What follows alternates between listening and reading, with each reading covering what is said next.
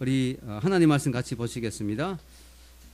요한복음 11장 25절에서 26절인데요. 주보에도 나와 있습니다. 예수님이 하신 말씀이죠. 성경책에 보면 빨간 글씨로 이렇게 되어 있는 부분이죠. 우리 같이 한번 읽어보겠습니다. 요한복음 11장 25절에서 26절. 예, 주보 없는 분 손 들어주세요. 예, 주보. 예, 앞에 주보 좀 갖다 주십시오. 예. 같이 한번 읽겠습니다. 시작. 예수께서 이르시되 내 오라비가 다시 살아나리라. 마르다가 이르되 마지막 날 부활 때에는 다시 살아날 줄을 내가 아나이다. 예수께서 이르시되 나는 부활이요 생명이니 나를 믿는 자는 죽어도 살겠고 무릇 살아서 나를 믿는 자는 영원히 죽지 아니하리니 이것을 내가 믿느냐. 이르되 주여 그러하외다. 주는 그리스도시요 세상에 오시는 하나님의 아들이신 줄 내가 믿나이다. 아멘. 기도 한번 하겠습니다. 고맙고 감사하신 하나님 아버지, 저희들 사랑하여 주셔서 이렇게 예배 자리에 불러주심을 감사합니다. 하나님을 더 알아가게 하시고 주님을 더 사랑하게 하시고 주의 은혜 가운데 더 거하게 하여 주옵소서. 오늘도 말씀과 또 귀한 간증과 또 여러 가지 찬양과 기도를 통해서 하나님 이 예배를 통해서 저희들의 심령을 다시금 새롭게 해 주시고 인생의 가장 중요한 문제가 무엇인지를 깨닫고 그 문제에 대한 답을 얻을 수 있는 귀한 시간 되게 하여 주옵소서. 감사하며 예수님의 이름으로 기도하옵나이다. 아멘. 자, 여러분, 우리는 인간입니다. 인간. 우리는 모두 인간이죠. 인간이란 게 뭐 별거 아닌 것 같아도요, 대단한 것이죠. 인간이란 것이. 인간이란 존재가 엄청나게 중요합니다. 불교에서는 인간이란 것 자체만 해도 대단하다고 이야기하죠. 왜냐하면은 윤회하면서 계속 동물로 태어나는데 어떻게 잘 걸려가 인간으로 태어나는 거 이거 하나만 해도 대단하다, 이렇게 이야기합니다. 근데 사실 윤회의 관점에서 대단한 게 아니고요, 우리가 하나님의 형상대로 지음받았기 때문에 우리가 인간이라는 사실이 참 대단한 것이죠. 예, 왜 이렇게 컴컴해졌는지 예, 다 켜주십시오. 예, 그래서 여러분 우리가 하나님의 형상대로 지음받았다는 사실 자체가 너무너무 감사한 것이죠. 근데 여러분 이게 리스크가 있어요. 리스크가. 무슨 리스크가 있는지 아세요? 그게 뭐냐면은 우리가 그냥 동물로 태어났으면 죽어버리면 끝이에요. 예, 소가 죽을 때가 돼서 도살장으로 끌려가서 죽어버리고, 예, 그 끝이에요. 돼지가 죽어버리고 끝이에요. 근데 문제는 뭐냐면 우리 인간은 죽어버리는 것으로 끝이 아니라는 게 문제죠. 우리 인간은 하나님의 형상대로 지음받았기 때문에 영원히 사는 존재로 처음부터 만들어졌어요. 물론 우리가 선악과를 따먹고 하나님이 정령 죽으리라 해서 우리 육신은 언젠가는 죽어요. 그러나 영혼은 여전히 살아있어요. 영혼은 여전히 영원히 존재합니다. 그래서 우리가 영원히 존재하는 존재라는 사실이 너무너무 중요한 것이죠. 앞에 자리 있습니다. 앞쪽 오세요. 예, 그래서 우리가 영원히 사는 존재다. 이게 너무너무 중요한 것입니다. 우리 인간은요, 정말 위대한 존재가 되거나 정말 비참한 존재가 됩니다. 죽고 난 뒤에. 왜냐? 영원히 살기 때문에 영원한 천국에서 살 수도 있고 영원히 고통받는 지옥에서도 살 수도 있어요. 그리고 인간은 그게 인간의 문제예요. 왜냐하면 죽어버리고 끝이면 참 좋겠는데, 불교에서 말한 것처럼 그냥 무면 좋겠는데, 죽어버리면 아무것도 없으면 좋겠는데, 우리 영혼이 영원히 살아남기 때문에, 그리고 예수님이 오시면 육체가 다시 부활해서 우리 온전한 몸, 영혼과 육체가 함께하는 그 몸이 영원히 살 것이기 때문에 우리가 나머지 우리의 인생을 어디서 보내느냐, 이게 되게 중요한 것이죠. Where do you want to spend the rest of your life? 여러분의 남은 인생을 어디서 보내기를 원하십니까? 그 인생은 영원한 인생입니다. C.S. 루이스 있죠. C.S. 윤기가 아니고 C.S. 루이스인데, 이 C.S. 루이스가 이런 멋있는 말을 했어요. 한번 읽어봅시다. 멋있지만 참 깊은 생각을 하게 하는 말인데요. 이렇게 주보에 나와 있습니다. 한번 읽겠습니다. 당신이 지금 알고 지내는 사람 가운데 가장 둔하고 가장 재미없는 사람이 어느 날 당신이 경배하고 싶은 유혹을 받을 정도의 어떤 위대한 존재가 되거나 혹은 악몽에서나 볼 수 있는 공포스럽고 끔찍한 존재가 될 수 있다. 평범한 사람들은 없다. 우리가 함께 농담하고 일하며 결혼하고 윽박지르며 이용하는 사람들은 모두 불멸의 존재들이다. 이런 말을 했어요. 이 C.S. 루이스가 참 대단한 변정신학자죠. C.S. 루이스는 참 대단한 말을 많이 했는데 저는 이 말이 참 많이 와닿고 참 중요한 말이라고 생각합니다. 왜냐하면 우리가 길거리에 노숙자, 청소부, 혹은 정말 심지어는 정말 비참하게 보이는 거지 같은 그런 사람도 영원히 존재하는 존재라는 거죠. 그 사람이 주님을 잘 믿고 불멸의 존재, 정말 하늘에서 영광의 빛 가운데 쌓인 존재가 될 수도 있고, 성경에 보면 거지 나사로가 그랬죠. 예, 그 거지 나사로는 너무 비참해가 개들도 정말 그 헌대를 핫을 정도로 정말 인간 취급을 못 받았던 그런 사람이 지금 그는 천사들에게 받들려서 올라갔어요. 그런 존재가 될 수도 있고요. 정말 대단하다 싶었던 그 존재가 정말 영원의 세계에서는 정말 끔찍하고 비참한 존재가 될 수 있어요. 그게 언제 되느냐? 당신이 죽고 1분 후. 여러분이 딱 죽고 난 뒤에 1분 후에 그 모든 것이 결정이 됩니다. 근데 그 결정은 지금 미리 되는 거죠. 지금 하나님을 받아들이고 하나님의 자녀가 되느냐, 아니면 하나님 없이 거부하고 사느냐, 그게 따라서 여러분이 죽고 난 후 1분 후에 영원한 운명이 바뀌어지는 거죠. 미국 시카고 무디 기념교회 담임 목사님이신 어윈 루츠라는 분이 죽음 이후에 관한 책을 썼어요. 그 책 제목이 바로 당신이 죽은 1분 후라는 책입니다. 그 책에 이런 말을 합니다. 죽음의 커튼 뒤로 들어선 1분 후에 우리는 우리를 두 팔 벌려 환영하시는 그리스도를 만나든지, 아니면 세상에서는 결코 알지 못하였던 어둠을 처음으로 보게 될 것이다. 어느 쪽이든 우리의 미래는 돌이킬 수 없을 것이며 영원히 변하지 않을 것이다. 여러분, 도자기 아시죠?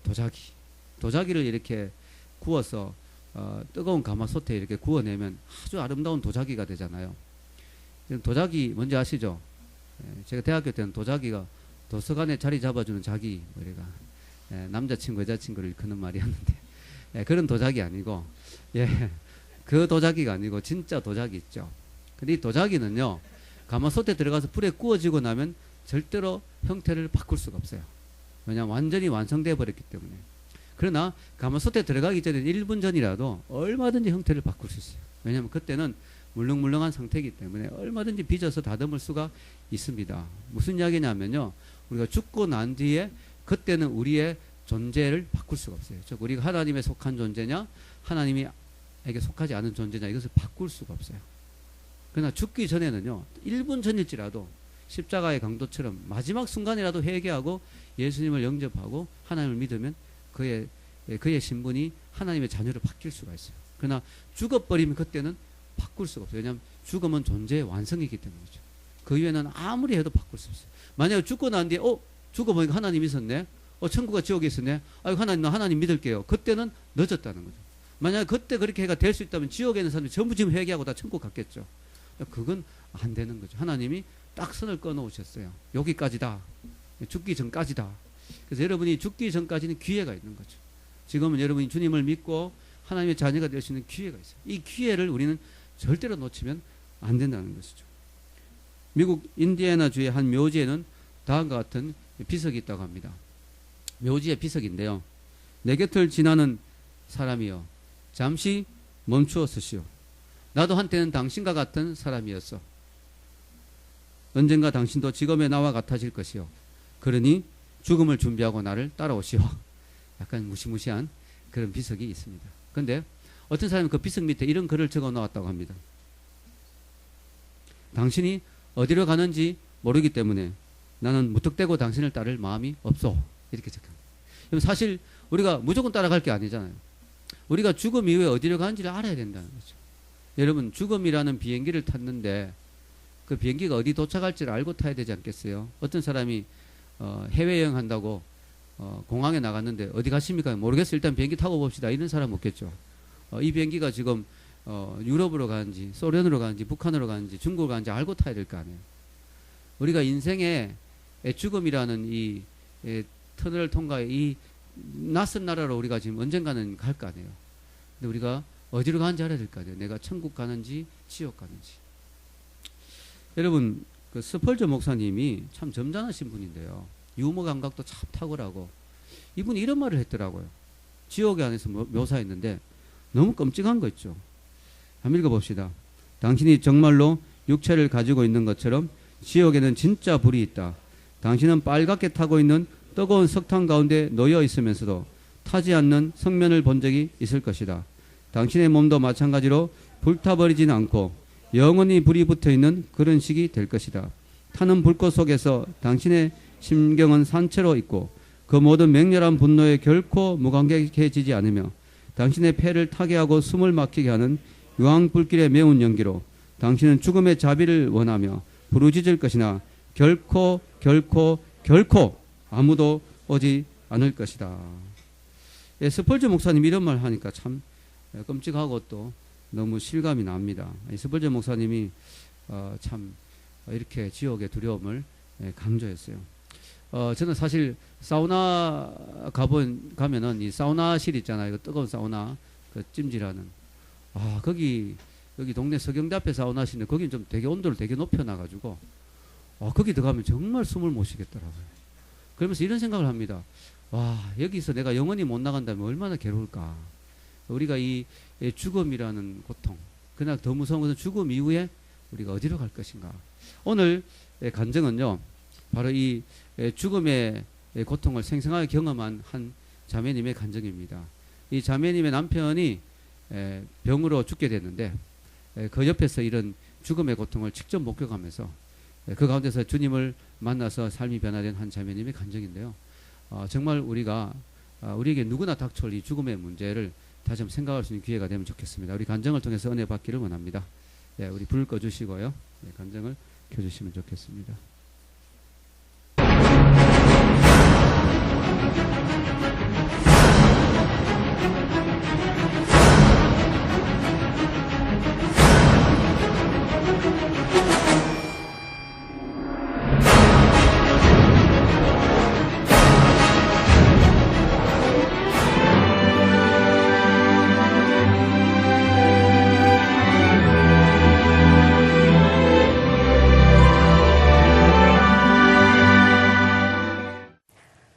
영상을 보니까 정말 죽음을 이기신 예수 그리스도의 놀라운 부활의 능력을 다시 한번 느끼게 됩니다. 자, 오늘 간증의 주인공 이지은 자매님을 모셔보겠습니다. 박수로 환영해 주세요.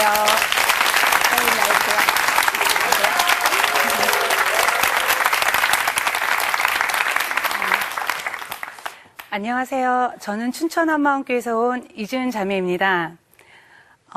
저는 저희 남편이 2002년 위암 판정을 받고 2년 반 동안 투병 생활을 하다가 소천하였습니다.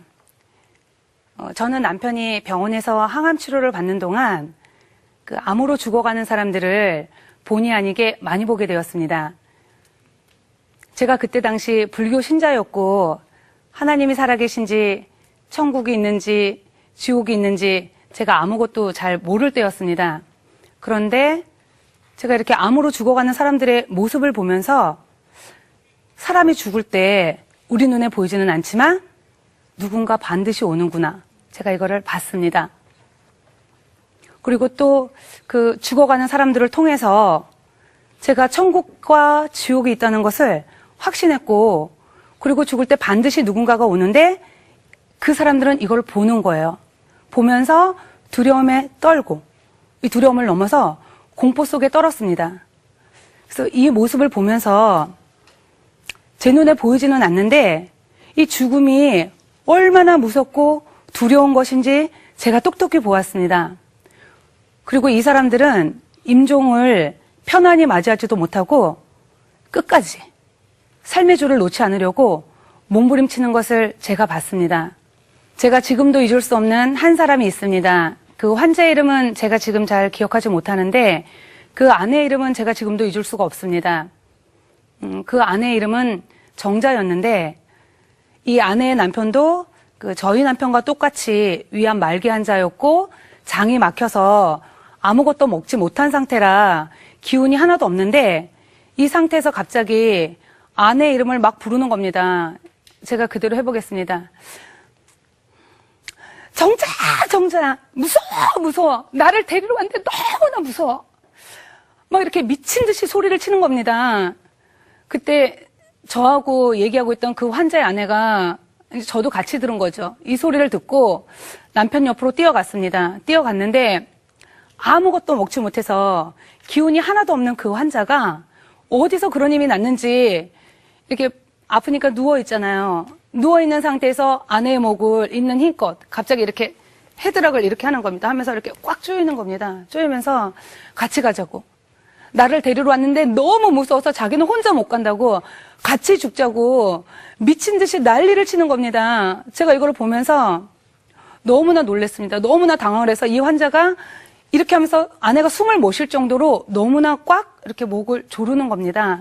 그래서 제가 어떻게 풀어줬는지 잘 기억이 나지 않아요. 근데 숨을 못 쉴 정도로 아내의 목을 조르니까 제가 이 아내의 목을 그 환자의 팔에서 이렇게 풀어주었습니다. 이런 일이 있고 나서 며칠이 지난 다음에 이 환자가 임종하게 되었는데요. 이 환자가 임종할 때도 심장 박동이 30 이하로 떨어졌는데도 죽지를 못하고 가쁜 숨을 계속 몰아쉬면서 삶의 줄을 놓지 않는 거예요. 근데 제가 암센터에 있으면서 죽어가는 사람들을 봤는데 대부분 환자들은 30 이하로 떨어지면 죽습니다. 그래서 이 환자도 심박이 30 이하로 떨어져서 제가 이제 속으로 이 사람 이제 죽는구나 이렇게 생각을 했는데 갑자기 숨을 이렇게 쉬면서 가쁜 숨을 몰아쉬면서 다시 숨을 쉬는 거예요. 그러다가 또 그 상태에서 조금 또 유지하다가 또 심박이 30 이하로 이제 뚜두두두두 이렇게 떨어집니다. 그 소리가 나거든요. 그래서 이 소리가 나서 이제 또 죽나 보다 이렇게 생각을 하면 또 이 환자가 이렇게 하면서 가쁜 숨을 몰아쉬면서 또 숨을 쉬는 겁니다. 이거를 3일 동안이나 계속해서 반복을 하는 겁니다. 옆에서 지켜보는데 너무나 힘들고 너무나 고통스러워 보이는 거예요. 제가 지금 흉내 낼 때도 너무 힘들거든요. 저 같으면 너무 힘들어서 삶의 줄을 놓을 것 같은데 이 사람이 3일 동안 이거를 계속 하는 겁니다. 그래서 옆에서 지켜보던 그 아내도 나중에는 지쳤습니다. 이걸 3일 동안이나 계속 하니까요. 그리고 이 환자가 그 눈에 보이는 이 환자의 그 겉모습도 거의 말이 아니었습니다. 그 눈에 있는 흰자에 있는 실핏줄이 다 터져서 눈에서 피눈물이 나고 그리고 먹지 못하니까 닝게를 맞아서 몸이 이렇게 붓는 거예요. 근데 보통 붓는 게 아니라 너무 많이 부어요. 부어서 나중에는 제일 큰 환자복도 맞지 않고 나중에 이렇게 벗기게 되더라고요. 그래서 겨우 속옷 한 장만 입게 되었고 그리고 또 소변이 정상적으로 배출이 되지 못하니까 마치 그 풍선에 물을 이렇게 가득 넣어서 바늘구멍을 이렇게 뻥뻥 뚫어 놓은 것처럼 몸에서 소변이 그런 식으로 이렇게 빠져나오는 겁니다. 이렇게 빠져나오면 옷이 젖잖아요. 그러니까 이 속옷을 갈아입힐 수가 없는 거예요. 몸이 너무 부어 있으니까 옷을 갈아입힐 수도 없고 시트를 갈 수도 없고. 그러니까 이 환자 옆에 가면 환자 몸에서 소변 냄새가 진동을 하는 겁니다. 이거를 지켜보는데 너무나 끔찍한 거예요. 너무나 두렵고. 그러니까 이 환자가 그런 모습과 그런 숨소리로 3일을 그렇게 버티다가 임종을 맞이하게 되었는데 이 환자가 임종할 때도 눈을 감지 못하고 눈을 뜬 채로 임종을 했습니다. 제가 이걸 옆에서 이 환자가 죽을 때까지 지켜보면서 제가 이 환자를 딱 보는데 야, 이 사람이 삶의 줄을 쉽게 놓지 못하고 죽지 않으려고 발버둥을 치는 거구나. 제가 그거를 봤습니다. 그래서 이 환자를 보면서 저희 남편도 똑같이 위암 말기 환자고 가망이 없다고 사형 선고를 받은 상태이고 그래서 마지막에 입원한 거거든요. 사형 선고를 받은 상태에 있는데 본인이 저런 모습으로 죽는다고 생각을 하면 얼마나 두렵고 끔찍할까. 제가 이 마음이 들어서 그 남편이 그 환자가 죽는 모습을 보지 못하도록 제가 이렇게 커튼을 쳐주었습니다. 그리고 이 환자의 숨소리, 이 숨 쉬는 소리를 한 번만 들어도 소름이 끼칩니다. 그리고 가끔 소리를 지르기 때문에 이 소리를 듣지 못하도록 제가 남편의 귀를 막아주었습니다. 그런데 아무 소용이 없었습니다. 이미 저하고 남편에게는 이 죽음의 공포가 그대로 임해버렸어요. 죽음이 너무나 무서워서 아무것도 생각할 수 없는 상태가 됐어요. 남편이 두려워할까봐 보지 못하게 했는데 이미 남편의 머릿속에는 이 죽음의 공포가 가득한 거예요. 그래서 제가 옆에서 보니까 이 사람 눈에는 어린 아이들도 안 보이는 것 같았고 아내인 저도 안 보이는 듯 했습니다. 그리고 부모님도 안중에 없는 듯 했습니다. 이 사람 머릿속에는 자신이 죽는다는 거, 이거밖에 없으니까 이 사람 입에서 나오는 모든 말은 나 편안히 죽고 싶어. 지은아, 나 저 사람처럼 저렇게 죽고 싶지 않아. 나 편안히 죽고 싶어. 나 저거 싫어. 계속해서 이 말만 반복을 하는 거예요. 왜 마음에 가득한 것이 입으로 나온다고 이 사람 머릿속과 마음에는 자신이 죽는다는 거 이거, 이 사실 하나, 이거밖에 없는 거예요.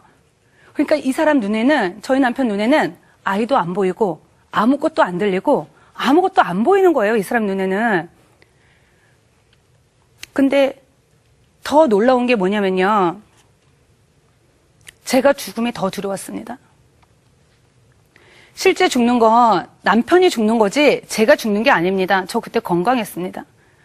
근데 이 죽음이 너무나 두려워서 아무것도 생각할 수 없는 공황 상태가 되어버렸어요. 그러니까 이 죽음의 문제가 저에게 실제가 되어버린 겁니다. 그러니까 그 임종을 앞두고 이제 아주 단기간에 일어난 일인데 그 저에게 남편과 저 사이에는 너무나 많은 문제들이 있었습니다. 어떤 문제가 있었냐면 남편이 하던 사업이 망했습니다. 그래서 망해서 빚쟁이들이 병실로 찾아오고 그리고 목동에 집이 있었는데 이 집은 차압이 들어오게 생겼고 그리고 저희 아이들은 4살, 5살로 너무나 어렸어요. 그리고 남편이 신용이 있다 보니까 신용대출을 받아서 경마까지 해서 저에게 경마비까지 안겨주었습니다. 그리고 투병생활 중이라 회사를 운영할 수 없었기 때문에 이 회사를 친구에게 맡겼는데 이 친구가 회사 돈을 다 빼돌리고 부가세도 내지 않아서 저희 부부에게 세금 폭탄을 안겨주었습니다. 그리고 여자로서 마지막 남은 자존심을 무너뜨리는 사건이 있었는데요. 그건 바로 남편의 외도 사실이었습니다. 제가 그걸 그때 알았습니다. 그리고 돈 문제가 생기다 보니까 시댁이, 친정 부모님이, 친구들이 모두 등을 돌렸습니다. 이런 많은 문제들이 이렇게 한꺼번에 생기면서 그때 당시 제가 살아야 될 이유를 모르겠더라고요. 살아야 될 희망도 없고 살아야 될 소망도 없고 아무것도 없는 거예요. 그리고 저를 낳아주신 부모님이 돈 앞에서 등을 딱 돌리시는 순간 나 이 세상에서 나를 도와줄 사람이 하나도 없구나. 이 세상에서 내가 의지할 사람이 단 한 사람도 없구나. 나 죽어야 되는구나. 제가 이 마음이 드는 순간 머릿속에서 자살을 생각했습니다. 그냥 다 힘들고 내가 여기서 뭘 하고 있는지 도대체 모르겠고 그냥 그대로 끝내버리고 싶은 거예요. 더 이상 아무것도 하고 싶지가 않았습니다. 그리고 어린 두 아이들도 전혀 생각이 나지 않았고요. 남편은 어차피 죽을 거니까 남편이 무슨 일을 했던 어떤 것을 했던 제가 다 감당해야 되는 부분이라고 생각을 했습니다. 그것도 남편을 위해서라기보다 남편이 죽은 다음에 제가 후회할까 봐. 그래서 남편이 죽은 다음에 내가 좀 더 잘해줄 걸, 내가 좀 더 참을 걸 하는 이런 마음이 들까 봐 남편이 어떤 것을 했어도 제가 다 감당해야 된다고 생각을 했어요. 그리고 실제도 감당을 하고 있었는데 이런 많은 문제들이 한꺼번에 생기니까 더 이상 아무것도 하고 싶지가 않은 거예요. 그냥 이대로 포기하고 싶은 거예요. 그래서 이런 많은 문제들이 있었는데 제가 죽음 앞에 딱 서게 되니까 이런 문제들이 단 하나도 어떤 것도 생각이 나지 않는 거예요. 그러니까 이 모든 문제들이 이렇게 죽음 밑으로 잠식이 되어버렸습니다. 제 눈에 뭐가 보였냐면 죽음만 보였습니다. 그래서 제가 그때 알았습니다. 인생에서 가장 큰 문제는 돈도 아니구나. 명예도 아니구나. 인생에서 가장 큰 문제는 이 죽음의 문제구나. 제가 그걸 그때 알았습니다. 누가 이 죽음에서 벗어날 수 있을까? 누가 이 죽음을 해결할 수 있을까? 돈은 없으면 벌면 되고 명예도 없으면 제가 노력해서 얻으면 되는데 이 죽음의 문제는 어떻게 할 수가 없는 거예요. 그래서 제가 그때 인생에서 제일 큰 거는 다른 무엇도 아니고 이 죽음의 문제구나. 그러니까 이 죽음 앞에서 저와 남편은 공황 상태인 거예요. 그리고 옆에 환자가 죽고 나서 그 며칠이 지난 다음에 제가 이렇게 남편하고 밤에 잠을 자는데 남편이 갑자기 저를 이렇게 발로 막 이렇게 뻥뻥뻥 이렇게 차는 거예요. 그래서 제가 너무 놀라서 깼습니다. 깼는데 남편이 막 울면서 화를 내면서 두려워하면서 내가 너를 얼마나 불렀는데 왜 대답하지 않냐고, 내가 너를 얼마나 불렀는데 왜 일어나지 않냐고, 나를 데리러 왔다고, 나 무섭다고, 침대를 이렇게 뺑 둘러쌌다고, 너무나 무서워, 지은아 나 무서워. 막 이렇게 다 큰 어른이 울면서 막 울부짖는 거예요. 막 울면서. 근데 제가 그때 남편의 눈을 봤습니다. 눈을 봤는데 이 눈이 공포에 질려 있는 거예요. 그 눈을 보면 알지 않습니까? 이렇게 공포에 질려 있는 거예요. 근데 제가 그때 영적으로 아무것도 몰랐기 때문에, 제가 영적으로 하나도 몰랐기 때문에 어떻게 해줄 수가 없는 거예요. 남편은 고통스러워하고 두려워하는데 어떻게 제가 해줄 수 있는 게 없는 거예요. 그리고 이런 일이 있고 나서 2번 더 이런 일이 있었습니다. 2번 더 이런 일이 있었는데, 이런 일이 있을 때마다 남편은 그때마다 두려워했고 그때마다 공포에 떨었고, 제가 이 남편의 모습을 보면서 제 머릿속에 딱 무슨 생각이 들었냐면, 아, 우리 남편 지옥이구나. 이 사람 지옥이구나. 이게 그냥 제가 알아졌습니다. 그래서 제가 붙들고 있던 천수경도 집어던지고 염주도 집어던지고 제가 그때부터 미친 듯이 하나님을 찾았습니다.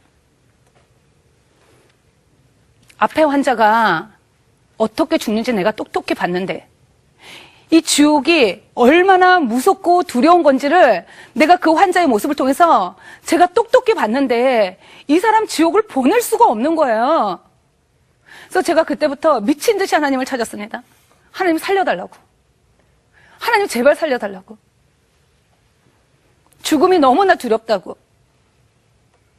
모든 것을 다 잃어도 좋고 모든 것을 다 가져가도 좋으니까 제발 우리 남편만 살려달라. 그러면 이제는 제가 하나님 원하시는 대로, 하나님 뜻대로 살겠다고. 하나님 제발 이 사람 좀 살려달라고. 제가 이 사람 지옥 보낼 수가 없다고. 하나님 지옥만은 보낼 수가 없다고. 하나님 제발 살려달라고. 제가 이렇게 하나님께 간절히 기도했습니다. 제가 그때부터 이렇게 얼굴에 철판을 깔았습니다. 아무것도 생각이 나지 않고 아무것도 들리지 않고 남편을 살려야 한다는 거, 이 생각, 이거 하나로만 제 머릿속에 가득 찼고 절대 지옥만은 보낼 수가 없다. 이것만 제 마음에 가득했습니다. 그때부터 제가 그 암병동을 막 돌아다니면서 누가 교회를 다닌다, 이 소리만 제게 이제 딱 들리면 제가 그 사람에게 갔습니다. 갔는데 그 사람이 환자가 되었던, 보호자가 되었던, 병문안으로 온 사람이든 상관없이 그 사람에게 찾아가서 우리 남편 죽습니다. 이 사람 지옥 갑니다. 이 사람 하나님께 살려달라고 기도 좀 해주세요. 제가 이렇게 부탁을 했습니다. 그리고 제가 그분을 언제 봤다고 그 사람 손을 제가 이렇게 딱 잡고요. 막 그냥 남편이 있는 병실로 제가 이렇게 막 데리고 왔다 이러면 고상한 표현이고요. 끌고 왔습니다. 막 그냥 어떻게 잡았는지 그냥 막 끌고 와가지고 남편 앞에 앉혀놓고 이 사람 죽는다. 하나님께 살려달라고 기도해달라. 저는 기도할 줄 모른다고. 제발 좀 기도를 해달라. 이렇게 부탁을 했습니다. 그리고 제가 있는 병원에는 원목실이 있었는데 그 원목실에 계신 전도사님에게도 끊임없이 찾아가서 제가 기도 부탁을 했습니다. 이게 병동에 소문이 날 정도로요. 저는 완전히 미친 사람이었습니다. 제가 원래 모르는 사람에게 뭔가를 부탁하거나 아쉬운 소리를 하거나 절대 그렇게 하지 않는 성격입니다. 그런데 이 죽음 앞에 실제로 서게 되니까 죽음 앞에서는요. 자존심도 없고요. 이성도 상식도 아무것도 없었습니다. 오로지 남편을 살려야 한다는 이 생각, 이거 하나밖에 제 머릿속에 없었습니다.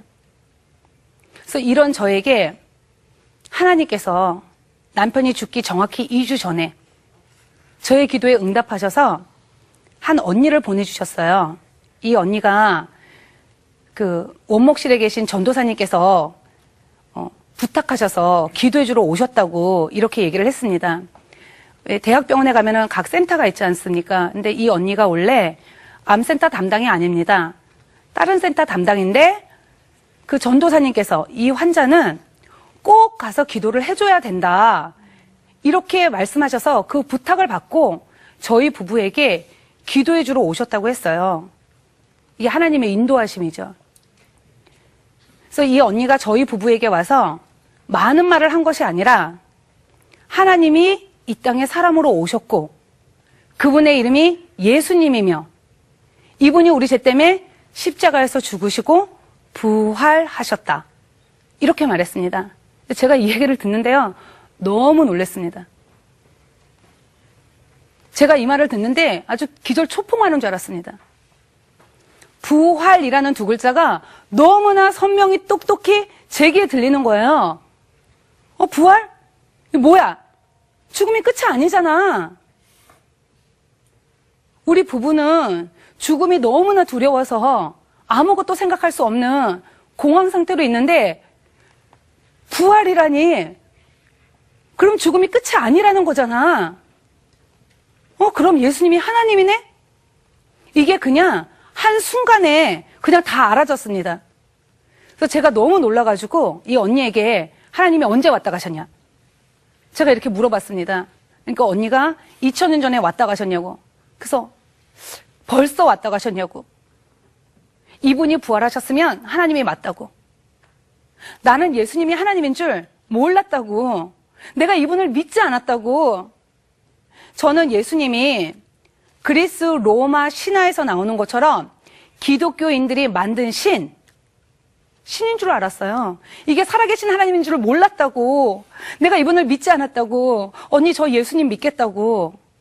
제가 이렇게 얘기를 했습니다. 그리고 남편이 말기 환자였기 때문에 가장 센 진통제가 몰핀입니다. 이 몰핀을 맞으면 신경이 마비가 되기 때문에 잘 듣는 것도 잘 듣지 못하고 말하는 것도 어눌하게 합니다. 그리고 죽기 2주 전이었기 때문에 동공이 거의 풀려 있는 상태였어요. 근데 이 상태에서 동공을 모으면서 너무나 간절한 눈빛으로 이 복음을 들었습니다. 그리고 저희 부부는 예수님을 마음의 주인으로 영접하였습니다. 제가 이 부활을 듣는데요. 이 죽음의 공포가 마음에서 싹 이렇게 사라지면서 마음의 평강이 임하는 것을 제가 알 수 있었습니다. 이 부활의 복음이 죽음의 공포를 한순간에 삼켜버렸습니다. 할렐루야. 이렇게 남편을 제가 보내고, 이렇게 예수님을 영접하고, 정확히 2주 후에, 그러니까 그게 2004년 2월 14일 토요일 날 저녁인데요. 이 병원은 임종을 앞두게 되면은 1인실로 옮겨야 됩니다. 그때 주는 나를 기르시는 목자요. 이 찬양이 생각이 나서 그냥 제가 아는 대로 그 남편에게 불러주었습니다. 찬양 하나를 불러주고, 제가 남편에게 여보, 이제 편안히 가라. 내가 모든 일을 다 정리했고, 이제 다 끝냈다. 그리고 당신, 천국 가서 하나님 만나면 내가 아이들을 잘 키울 수 있도록 당신이 직접 이렇게 하나님께 부탁해라. 제가 이렇게 말을 했습니다. 이게 말이 끝나고 조금 있다가 맥박이 막 이렇게 떨어지는 거예요. 근데 맥박이 30쯤 되었을 때 놀라운 일이 벌어졌습니다. 그리고 남편은 소천하였습니다. 그 남편이 장이 막혀서 2달 반 동안 아무것도 먹지 못한 상태였기 때문에 그 얼굴은 뼈만 남았고, 그리고 눈은 안구가 안으로 꺼져서 눈꺼풀도 감기지 못하는 상태였고, 그리고 이 눈동자가 이렇게 맑고 투명해야 되는데 흐릿하면서 죽어 있었습니다. 그리고 혀는 돌처럼 딱딱하게 굳어 있었고요. 그리고 혼수 상태였습니다. 근데 이 상태에서 맥박이 막 떨어지기 시작한 겁니다. 근데 맥박이 30쯤 되었을 때 이 사람이 이렇게 환하게 웃는 거예요. 그냥 웃는 게 아니라 한바구음을 딱 지면서 입술이 이렇게 얼굴의 반을 차지할 정도로 이렇게 환하게 웃는 거예요. 그래서 제가 너무 놀랐습니다. 이 절대 웃을 수 있는 일이 아닌데, 절대 웃을 수 있는 상황이 아닌데 이 사람이 웃는 거예요. 그래서 제가 속으로 야, 이 사람 누가 데리러 왔는데 어이없어서 웃는 건가? 그것도 아닌 것 같고. 그러면 그동안 나한테 고맙다고 웃는 건가? 그것도 아닌 것 같고. 왜 우는지를 도대체 알 수가 없는 거예요. 근데 이렇게 환하게 웃다가 심장이 멈추는 순간, 이렇게 띠 이렇게 되는 순간 그 남편의 그 얼굴이 원래의 얼굴로 돌아갔습니다. 그래서 제가 남편이 임종할 때 제가 혼자 이 임종을 봤거든요. 근데 제가 이걸 너무나 놀라서 그 누구에게도 말을 하지 않았습니다. 왜 말을 하지 않았냐면 제가 이 얘기를 하면 이걸 누가 믿어줄까? 제가 이 생각이 들어서 누구에게도 우리 남편 임종했을 때 웃었다 이런 얘기를 하지 않았습니다. 그리고 남편을 이렇게 보내고 나서 저의 하루 일과가 아침에 일어나면 두 아이들을 데리고 남편이 안치되어 있는 낙골당에 갔다가 오후가 돼서 일산 호수공원으로 넘어와서 거기서 시간을 보내고 저녁이 되어서 집으로 돌아왔습니다. 제가 이 생활을 계속해서 반복했는데요. 왜 그랬냐면 아픈 남편이었지만 옆에서 함께 얘기하고 모든 걸 함께 하고 이 했던 사람이 갑자기 없어지니까 이 빈 자리가 너무나 허전하고 이게 너무 큰 거예요. 그리고 여러 가지로 힘든 시간들이었습니다. 근데 제가 이렇게 보내고 있었는데 저에게 처음 부활의 복음을 전해주었던 언니의 권유로 제가 2004년 5월 달에 춘천 한마음교회를 가게 되었는데 그러니까 제가 태어나서 교회를 처음 간 거죠. 교회를 처음 갔는데 목사님이 강대상에서 이렇게 설교를 하시는데 그러니까 목사님, 장모님의 소천하실 당시를 이렇게 얘기를 해주셨는데 하나님이 네가 네 어머니를 사랑하는 것보다 내가 더 네 어머니를 사랑한다. 이제 목사님이 이렇게 말씀을 하셨는데 저에게는 이 말씀이 어떻게 들렸냐면 지은아, 네가 네 남편을 사랑하는 것보다 내가 더 네 남편을 사랑한다. 지금 나와 함께 있다. 이렇게 들리는 거예요. 근데 어떤 이렇게 신비한 음성이 들린 게 아니고요. 마음에서부터. 너무나 큰 확신 가운데 이렇게 이 말씀이 이렇게 확 들리는 거예요. 그래서 제가 이 사람 천국 갔네? 이 사람 천국 갔구나. 그래서 제가 아이들한테 가서도 야 얘들아 니네 아빠 천국 가셨어. 우리가 나중에 가서 만나면 돼. 제가 이렇게 얘기를 해줬습니다. 그러고 나서 제가 남편에 대한 모든 생각을 그냥 접었습니다. 제가 접으려고 노력한 게 아니고요. 천국 간 게 너무나 확실하니까 남편에 대해서 아무 생각도 나지 않는 거예요. 그 뒤로 제가 낙골당도 가지 않았고요. 그리고 이렇게 머리 이렇게 하얀 핀 꼽잖아요. 제가 이걸 탁 뽑아가지고 틱 이렇게 버렸습니다. 천국을 갔으니까. 나중에 만나면 되니까. 그래서 그 남편에 대한 아쉬움도, 남편에 대한 안타까움도, 남편에 대한 미안함도 그 어떤 것도 생각나지 않았습니다. 그리고 마음에 이렇게 평강이 쫙 이렇게 임했습니다. 그래서 제가 이제 이 교회를 갔다 오고 나서 며칠이 지난 다음에, 그러니까 시간이 좀 지났죠. 지난 다음에 제가 하나님께 기도를 했습니다. 어떤 기도를 했냐면, 하나님, 남편이 천국 간 거는 너무나 확실하고 맞는데요. 그런데 제 기도에는 응답하지 않으셨잖아요. 제가 병원에 있을 때 남편을 살려달라고 이렇게 하나님께 기도를 했는데 어쨌든 하나님 이 사람 데려가셨잖아요. 그러니까 하나님 제 기도에는 응답하지 않으셨어요. 제가 이렇게 하나님께 기도를 했습니다. 근데 제가 이 기도를 한 번 한 게 아니고요. 여러 번 하나님께 했습니다. 근데 이런 저에게 하나님께서 관점을 바꾸어 주셨습니다. 사람의 관점으로는 사람이 살아서 걸어 다녀야지만 살았다고 저는 생각을 했는데 하나님의 눈으로 볼 때는 사람이 이렇게 육신이 살아서 걸어 다녀도 그 영이 하나님께 대해서 죽어 있으면 이 사람은 죽은 사람인 거예요. 왜냐하면 죽으면 지옥이니까. 그리고 하나님의 눈으로 이 몸이, 이 육신이 죽었어도 영이 하나님께 대해서 살아있으면 이 사람은 산 사람인 거예요. 왜냐하면 죽으면 천국이니까. 그래서 이걸 기도 중에 하나님이 저한테 딱 주시는데 내 기도에 응답하셨구나. 우리 남편 진짜 살려주셨네. 내 기도에 응답하시는 살아계신 하나님이 맞구나. 제가 이게 큰 확신 가운데 딱 오면서 그때부터 마음에 그냥 이렇게 완전히 평강이 임했습니다. 그리고 예수님이 부활로 저희에게 산 소망을 주셨기 때문에 제가 그 뒤로는 더 이상 슬퍼하거나 뒤돌아보지 않았습니다. 이 부활의 복음이 저를 살렸습니다. 이 부활의 복음이 저와 남편과 아이들과 우리 가정을 살렸습니다. 그 부활하신 예수님 한 분만으로 여러 가지로 너무나 많은 힘든 시간들이었었는데 오직 이 부활하신 예수님 한 분만으로 그 모든 것을 이길 수 있었고요. 그리고 너무나 어둡고 긴 터널이었었는데 부활하신 예수님 한 번만 이렇게 쫙 붙들고 제가 이렇게 쭉 이렇게 그 터널을 쭉 이렇게 빠져나왔습니다. 그래서 저에게 이 부활의 복음을 전해준 언니를 생각하면 너무나 감사합니다. 제가 제 주위에 있는 사람들에게 가끔 이런 얘기를 합니다. 이 언니에게는 내가 뭘 줘도 아깝지 않다고. 실제 줬습니다. 막 줬습니다. 막 반찬도 주고. 돈은 안 줬지만 과일도 주고. 네, 줬습니다. 제가 만약에 이 부활의 복음을 듣지 못했다면, 만약 저에게 이 부활의 복음을 전해주는 자가 없었다면 저는 아마 이 세상에 없는 사람이었을 것입니다. 왜냐하면 제가 자살을 생각했었기 때문입니다.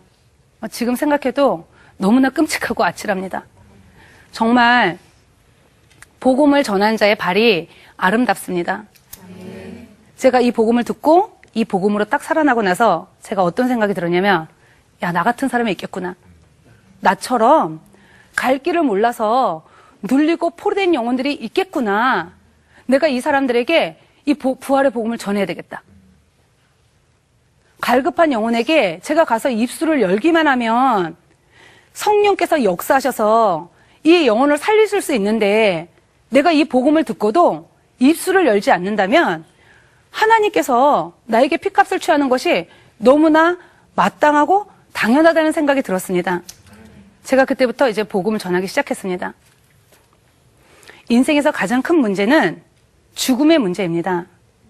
이 죽음 앞에서는 아무것도 문제가 되지 않았습니다. 내가 오늘 죽는데 돈이 나에게 무슨 소용이고, 내가 오늘 죽는데 명예가 나에게 무슨 문제이고, 내가 오늘 죽는데 인간관계에 걸려 있다면 용서하지 못할 것이 없더라고요. 이 죽음 앞에서는 아무것도 문제가 되지 않았습니다. 인생에서 가장 큰 문제는 죽음의 문제이고, 이 죽음의 문제는 이 세상에 그 어느 것으로도 절대 해결할 수 없더라고요. 오직 예수님의 부활이 이 죽음의 문제를 해결해 주셨습니다. 저는 죽음의 문제를 해결받은 자입니다. 전능자 하나님께서 이 땅에 사람으로 오셔서 부활로 인생에서 가장 큰 죽음의 문제를 해결해 주셨습니다. 이분이 내 안에 들어오셔서 나와 영원토록 함께 하시는데 아무것도 문제될 것이 없었습니다. 이분이 나와 함께 하시는데 아무것도 못할 것이 없더라고요. 너무나 감격이 되었습니다. 빌립보서 4장 13절의 말씀처럼 나에게 능력 주시는 자 안에서 내가 뭐든지 할 수 있다. 바울의 고백이 무슨 고백인지 제가 알게 되었습니다.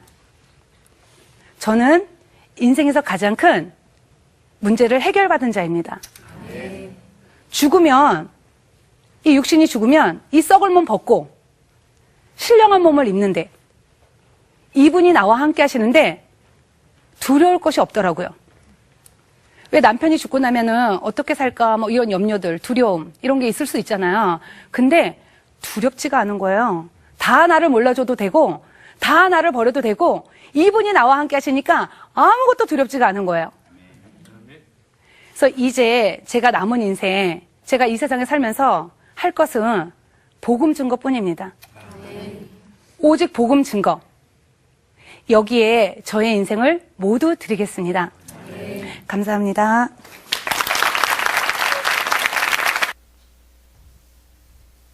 예, 좋습니다. 예, 좀, 감정이 되게 좀 충격적이기도 하고 한데요. 우리가 언젠가 한 번은 맞닥뜨려야 될 인생의 문제이기 때문에 한번 우리가 생각해 보자 하는 것입니다. 비행기가 만약에 100% 추락하는 비행기가 있다면 여러분 그 비행기를 타시겠습니까? 100% 추락한다면 아무도 안 탈 것입니다. 그런데 우리가 우리 인생이 100% 죽음이 있습니다. 100% 죽음이 있기 때문에 인생의 치사율이 100%입니다. 우리 인생은 언젠가는 100%의 죽음이라는 것을 맞닥뜨려야 됩니다. 그러니까 우리가 죽음에 대해서 사람들이 생각을 되게 싫어해요. 왜냐하면 너무 힘들고 너무 끔찍하고 두렵기 때문에 이 죽음 자체를 아예 생각이 싫어하는데 그것은 어리석은 것입니다. 왜냐하면 중요한 문제고 또 힘든 문제일수록 우리가 직면해야 됩니다. 문제가 힘들고 어렵다고 회피해버리면 답이 없습니다. 고통을 당하는 것이죠. 우리가 괴롭고 생각이 싫고 하지만 그것을 우리가 한번 생각해 봐야 됩니다. 왜냐하면 우리가 언젠가는 멀지 않은 장래에 우리에게 닥쳐올 일이기 때문에 우리가 죽음 이후에 어떻게 되느냐. 오늘 그 간증에서 몇 번을 이분이 강조했는데 가장 중요한 인생의 문제는 죽음의 문제라는 것. 내 통장에 얼마가 있느냐, 내가 얼마나 높은 지위에 있느냐, 이거는 죽는 순간에는 아무 의미가 없어요. 내 인생에서 정말 중요한 것은 이 삶과 죽음의 문제를 해결했느냐, 이것이 아주 중요하고 가장 중요한 문제라는 것이죠. 여러분, 종교가 왜 있습니까? 종교는요, 취미생활 하려고 있는 게 아닙니다. 종교는 죽음의 문제를 해결해 주기 위해서 있는 거예요. 만약 그 문제를 해결해 주지 못한다면 이거는 종교가 아니죠. 철학이고 하나의 어떤 사상이죠. 종교는 죽음의 문제를 해결해 줄 수 있어야 되거든요. 근데 이 죽음의 문제는 뭐냐면 인간이 절대로 해결해 줄 수가 없어요. 죽음의 문제는 오직 하나님만이 해결해 줄 수가 있습니다. 그래서 우리가 이 죽음의 문제를 해결해 주는 이 부활의 복음, 왜 부활의 복음이 죽음의 문제를 해결해 줄 수 있냐? 역사상 처음으로 유일하게 이 죽음을 뚫고 나온 분이 있잖아요. 물론 어떤 사람은 죽었다가 살아난 사람이 있어요. 예수님 아니고도 뭐 이렇게 물에 빠져서 죽었다가 다시 인공호흡해서 살아나기도 하잖아요. 근데 그거는 부활이 아니에요. 왜냐하면 그 사람 또 죽잖아요. 결국 그 사람은 죽음의 문제를 또 지금 죽었다가 잠깐 살아나도 또 몇 년 후에는 또 죽음의 문제를 또 겪어야 되거든요. 근데 예수님의 이 부활은 진정한 의미에서 죽음을 극복한 것인 이유가 뭐냐면은 예수님은 죽었다가 다시 살아나 다시는 죽지 않는 몸이 됐어요. 즉 죽음과 완전히 상관이 없는 분이 되셨다는 거죠. 이게 진짜 부활이고 이게 바로 죽음을 정복한 주님의 능력입니다. 오늘 예수님은 말씀하십니다. 나는 부활이요 생명이니. 인류 역사상 어떤 종교 지도자도 어떤 사상가나 철학가도 어떤 위대한 사람도 이런 말을 한 사람이 없었어요. 나는 부활이요 생명이다. 나를 믿는 자는 나를 믿어라. 믿을 수 있는 게 한계가 있죠. 인간을 우리가 믿을 수 있는 게 한계가 있잖아요. 근데 예수님은 자신 있게 하겠다. 나를 믿어라. 그러면 죽어도 살겠고 살아서 믿는 자는 영원히 죽지 않은. 왜냐하면 살아서 믿으면 그때부터 영생이 찾아왔기 때문에 육신은 잠깐 죽지만 천국에 영원히 살 거기 때문에 영원히 죽지 않은 몸이 된다는 거. 부활의 놀라운 선언을 예수님이 하시는 것입니다. 여러분, 4주간 우리가 귀한 간증들을 들었는데요. 이 4주간 들은 간증들의 핵심은 공통점이 있어요. 같은 교회 분이 간증해서 그런 것도 있겠지만 핵심은 뭐냐? 인생의 주인이 내가 아니다. 나를 내 인생의 주인으로, 내가 내 인생의 주인으로 삼았던 것을 내려놓고, 죄 중에 가장 큰 죄가 그거거든요. 간음이나 살인이나 도둑질이 죄지만 더 큰 죄는 뭐예요? 내 인생의 주인이 내가 되려고 하는 거. 하나님이 나를 창조하시고 하나님 내 인생의 주인이신데 내가 되려고 했는 거. 그 내 인생의 주인이 내가 되려고 했는 걸 내려놓고 부활하신 주님을 내 인생의 주인으로 모실 때 새로운 삶이 펼쳐진다는 것이죠. 제가 오늘 간증을 통해서 우리가 다시 한번 그런 걸 생각하고 제가 설교도 4주 동안 할 수 있었지만 좀 무리해서 간증을 제가 튼 이유는 그냥 제가 철학적인 이야기 하는 게 아니라는 정말 삶에서 정말 현실적인 문제라는 것을 여러분에게 좀 반드시 보여주고 싶어서 제가 간증을 4주 동안 여러분과 같이 나누었습니다. 이 간증이 여러분 인생에 좀 터닝 포인트가 되면 좋겠고요. 이 부활의 주님을 여러분 인생의 주인으로 꼭 모셔가지고 여러분도 이 죽음의 문제를 해결한 분, 그런 분이 되었으면 좋겠습니다. 그렇게 될 때 죽음의 문제가 해결될 때 삶의 문제도 해결되는 거예요. 아멘입니까? 예, 죽음의 문제가 해결되면 그 인생은 축복된 인생이 될 수가 있는 것입니다. 우리 한번 기도하겠습니다.